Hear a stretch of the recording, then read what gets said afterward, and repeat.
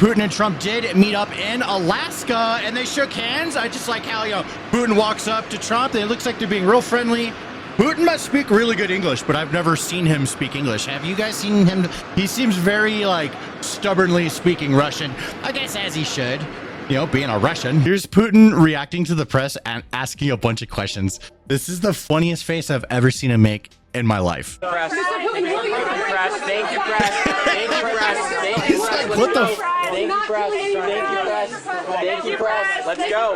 Come on, guys. Come on, guys. Let's go. Let's go. Thank you, press. Let's go. He said, "F you, bitch." Okay, then we waited hours. Finally, Trump and Putin came out and gave us the results of their meeting. I tried to convince my previous American colleague that the situation should not be brought to the point of no return when it would come to hostilities. And I said it quite directly back then that it's a big mistake. Today, when President Trump saying that if he was the president back then, there will be no war.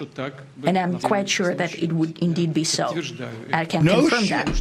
Putin just said that? Wait, what? Wild. I believe we had a very productive meeting. There were many, many points that we agreed on. Most of them, I would say. A couple of big ones that we haven't quite gotten there, but we've made some headway. So there's no deal until there's a deal. I will call up NATO in a little while. I will call up President Zelensky and tell him about today's meeting. It's ultimately up to them. They're going to have to agree with what Marco and Steve and some of the great people from the Trump administration who've come here. Scott, John, Ratcliffe, thank you very much. No deal until there's a deal. Biggest thing that he just said.